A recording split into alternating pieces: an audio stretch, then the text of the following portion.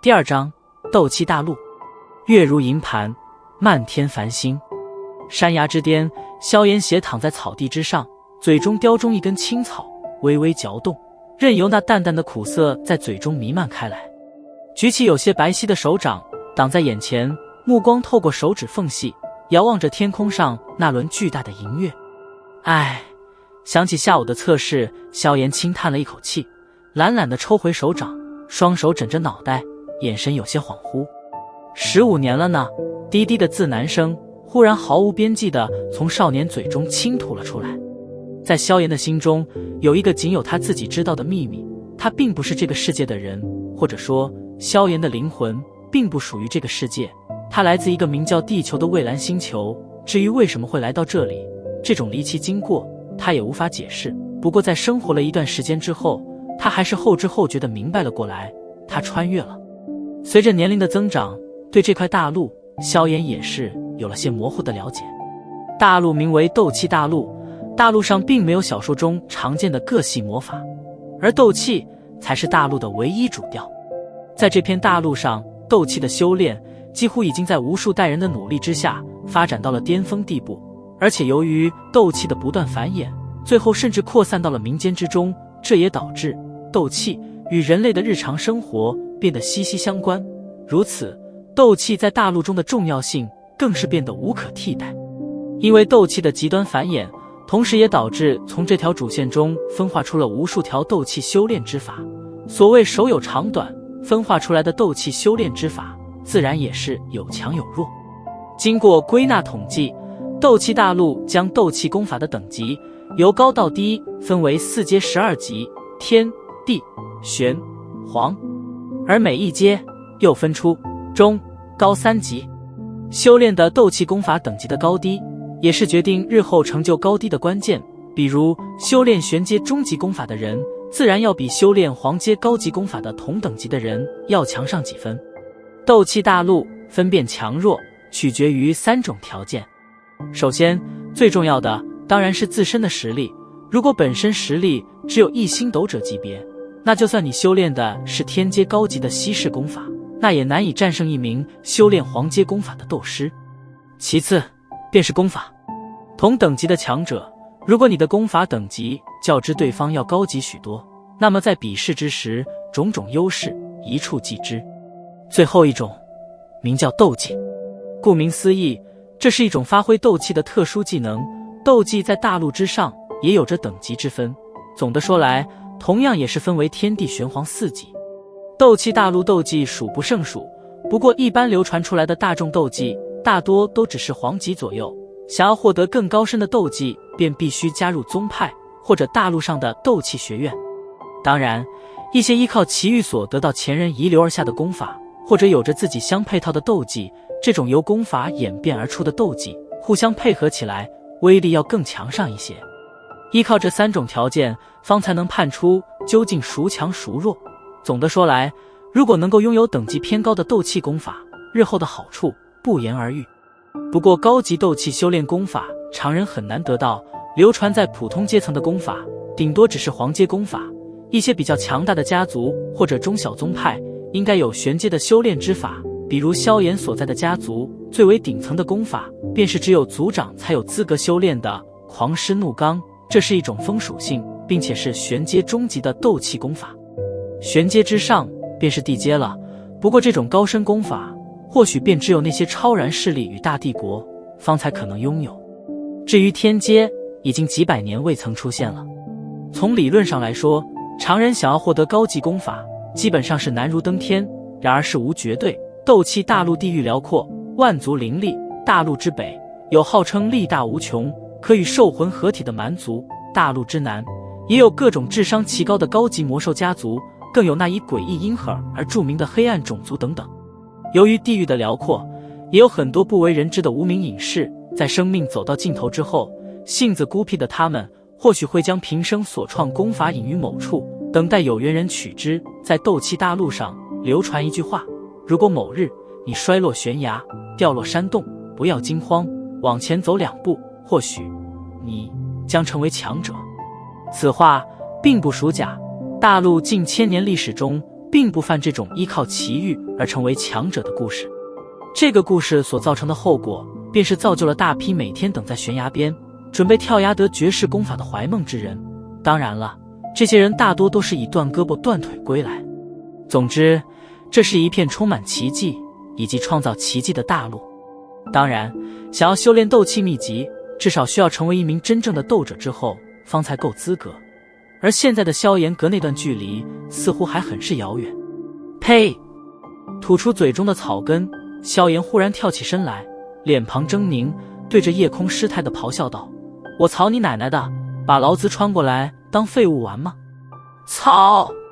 在前世，萧炎只是庸碌众生中极其平凡的一员，金钱、美人这些东西与他根本就是两条平行线，永远没有交叉点。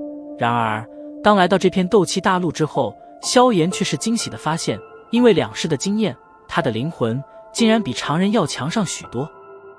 要知道，在斗气大陆，灵魂是天生的，或许他能随着年龄的增长稍稍变强，可却从没有什么功法能够单独修炼灵魂，就算是天阶功法也不可能。这是斗气大陆的常识。灵魂的强化也造就出萧炎的修炼天赋，同样也造就了他的天才之名。当一个平凡庸碌之人在知道他有成为无数人瞩目的本钱之后，若是没有足够的定力，很难能够把握本心。很显然的，前世仅仅是普通人的萧炎并没有这种超人般的定力，所以在他开始修炼斗之气后，他选择了成为受人瞩目的天才之路，而并非是在安静中逐渐成长。若是没有意外发生的话，萧炎或许还真能够顶着天才的名头越长越大。不过很可惜，在11岁那年，天才之名逐渐被突如其来的变故剥夺而去，而天才也是在一夜间沦落成了路人口中嘲笑的废物。在咆哮了几嗓子之后，萧炎的情绪也是缓缓地平息了下来，脸庞再次恢复了平日的落寞。事已至此，不管他如何暴怒，也是挽不回辛苦修炼而来的斗之气旋。苦涩地摇了摇头，萧炎心中其实有些委屈，毕竟他对自己身体究竟发生了什么事也是一概不知，平日检查却没有发现丝毫不对劲的地方。灵魂随着年龄的增加也是越来越强大，而且吸收斗之气的速度比几年前最巅峰的状态还要强盛上几分。这种种条件都说明自己的天赋从不曾减弱，可那些进入体内的斗之气却都是无一例外的消失得干干净净。诡异的情形让得萧炎黯然神伤，黯然地叹了口气。萧炎抬起手掌，手指上有一颗黑色戒指，戒指很是古朴，不知是何材料所铸，其上还会有些模糊的纹路。这是母亲临死前送给他的唯一礼物，从4岁开始，他已经佩戴了10年，母亲的遗物让得萧炎对他也是有着一份眷恋。手指轻轻地抚摸着戒指，萧炎苦笑道：“这几年还真是辜负母亲的期望了。”深深地吐了一口气，萧炎忽然回转过头，对着漆黑的树林温暖地笑道：“父亲，您来了。”虽然斗之气只有3段，不过萧炎的灵魂感知却是比一名5星斗者都要敏锐许多。在先前说起母亲的时候，他便察觉到了树林中的一丝动静。呵呵，妍儿，这么晚了，怎么还待在这上面呢？树林中在静了片刻后，传出男子的关切笑声。树枝一阵摇摆，一位中年人跃了出来，脸庞上带着笑意，凝视着自己那站在月光下的儿子。中年人身着华贵的灰色衣衫，龙形虎步间颇有几分威严，脸上一对粗眉更是为其添了几分豪气。他便是萧家现任族长，同时也是萧炎的父亲，5星大斗师萧战。父亲，您不也还没休息吗？望着中年男子，萧炎脸庞上的笑容更浓了一分。虽然自己有着前世的记忆，不过自出生以来，面前这位父亲便是对自己百般宠爱，在自己落魄之后，宠爱不减反增，如此行径却是让得萧炎甘心叫他一声父亲。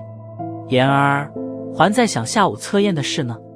大步上前，萧战笑道：“呵呵，有什么好想的，意料之中而已。”萧炎少年老成的摇了摇头，笑容却是有些勉强。唉，望着萧炎那依旧有些稚嫩的清秀脸庞，萧战叹了一口气，沉默了片刻，忽然道：“言儿，你15岁了吧？父亲，再有1年，似乎就该进行成年仪式了。肖战苦笑道。是的，父亲，还有1年。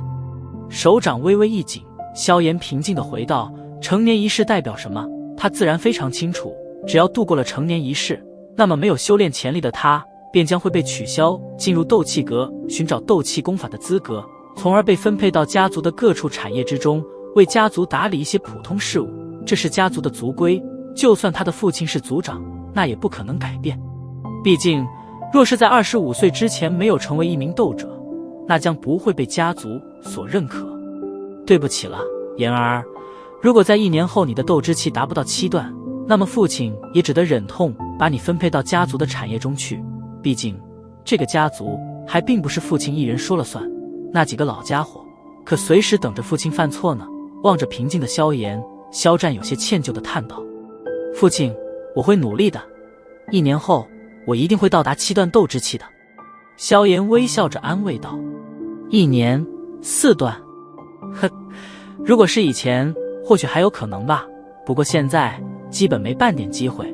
虽然口中在安慰着父亲，不过萧炎心中却是自嘲地苦笑了起来。